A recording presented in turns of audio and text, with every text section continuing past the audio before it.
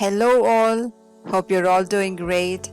I'm F. Merlin Rodrigues and today we are going to start Unit 6, Mechanics and Conventions of Writing.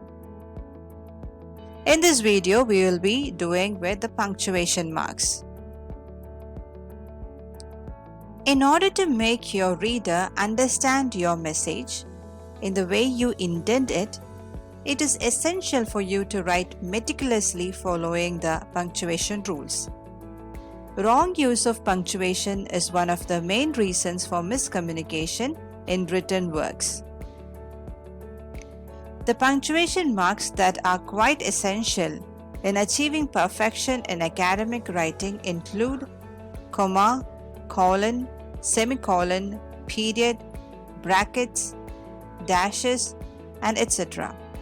So we are going to look one by one which are important for our academic writing. First one is comma. The comma is the most useful and common punctuation mark in English. It has many important roles in making a written form of English easy to read. Commas usually add breathing scope for the readers in sentence, so that their thoughts cannot get all jumbled. A comma has many uses. Let's see one by one. The first use is to use in between the independent clause. Usually, a comma separates two independent clauses when they are connected by certain coordinating conjunctions. Coordinating conjunctions are and, but, or, nor, or, for.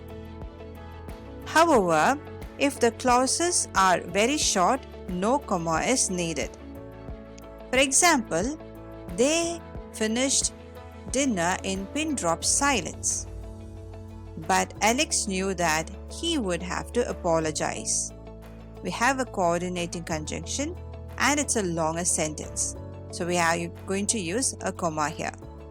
But take a look at this example. We had dinner and then I watched a movie. This is a shorter sentence, so we will avoid comma here. The second rule is to use after the introductory clause, phrases or expression. Commas are used not only between independent clause but also after introductory clauses and phrases. See, for example, if you take off your jacket, you will catch cold. Now next one is series comma. Commas are used to separate multiple items of the same category in a series. For example, so we bought pizzas, burgers, chocolate and a chocolate cake on tour. So these are series of items to all the categories of the same kind. So in order to separate them, we use comma. The next one, comma before tag questions. When we have question tags, we use comma in front of it. For example, they are ready to go, comma, aren't they? So these kinds of question tags also we use comma. Then, comma in direct address. Comma are used in vocative uses. Calling someone by name or directly referring to them requires separation by comma. Here, hey Joe, you have separated the name using the commas. What are you doing? Okay. Now let's move on to the next one. Commas are used to separate names of places and dates. Mostly this one has been done in your school days and you would have an idea about it. That is to separate the places and dates. Here. So Jefferson City, Missouri is one of the biggest cities in the world. Or while you write a date, April after the month, the date, then comma and the year is mentioned. Now, no comma is necessary only for month and day. They were married on April 5th in Melbourne. So here we didn't use comma because we didn't mention the year. Now moving on to the second important punctuation mark, colon. Colons sometimes introduce a series or list to describe some new information after a complete sentence. For example, this is the way you have to introduce. This is the correct version. The fruit seller had 3 kinds of fruit. You are giving an complete information on what are the things that was there or found with that fruit seller. So there you use a colon and separate the items using a comma. This kind of say writing down the fruit seller had and then writing down is wrong.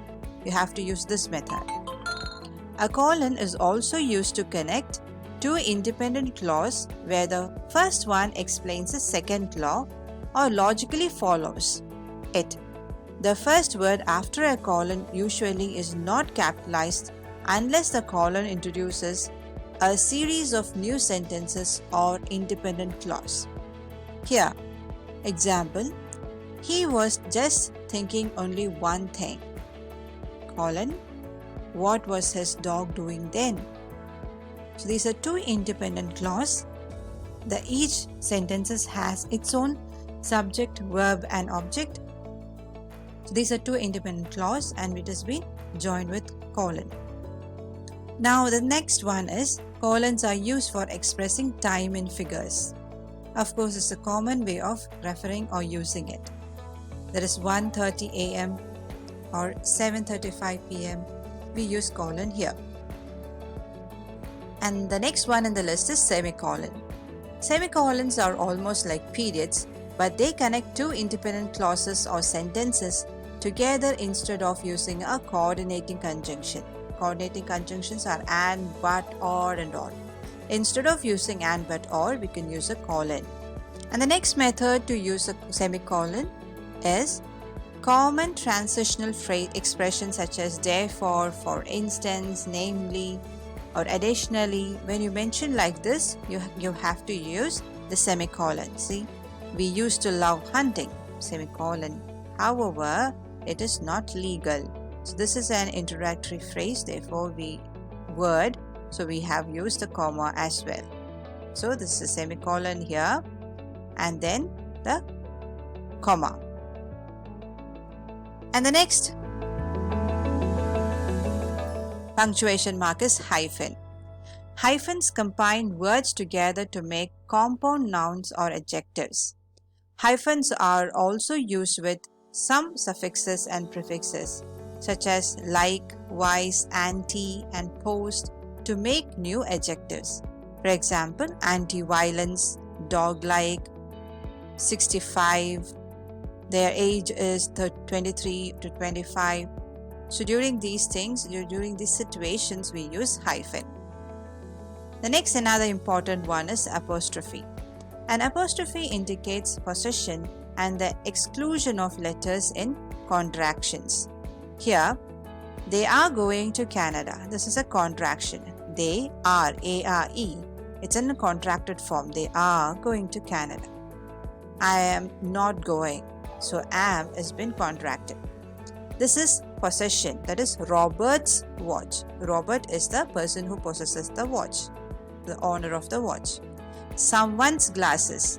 So someone else's glass. So that's possessive. So in order to show that, we have used the apostrophe. Next one is a quotation mark. Quotation mark. In this quotation marks, we have single quotation and the double quotation. So quotation marks are used for enclosing direct quotation of written or spoken words of others or dialogue said by characters in fiction. They are also called quote marks or just quotes for short. The first of the pair is the opening or open quotes. It curves to the right, given down here. The second one is the closing or close quote. It curves to the left. Usually when you take sentences or exact words of someone else, we have to put down in the double quotes. See here, play with aggregation, shouted the coach. So that's been put in the double quotes. This will be of great help when you write assignments or essays or project, when you have to quote from some books and all, we have to use this double quotation mark. Now next one is the parenthesis, that is the bracket which is like this, and then it's bracket. So parenthesis block of materials that interrupt the text to add information. So to give additional information, we use this parenthesis. The parks in Boston are always crowded, so that's an added information. Or we provide a lot of services. See our website. So this is an added information. To show that, we use parenthesis. Brackets encloses the additional things in the quoted material. These additions are used for clarification of the words or phrases of the quoted material. See, it taught me all I ever knew about life. Now we don't know what is the it. So it gives an additional information. The author gives an additional information using the bracket. It, the author mentioned here, is the river. So children, in this video we learned the punctuation marks. It's an important thing that we have to remember while we write an academic paper.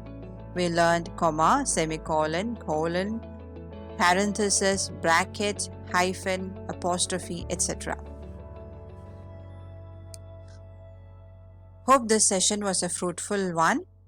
Thank you, children.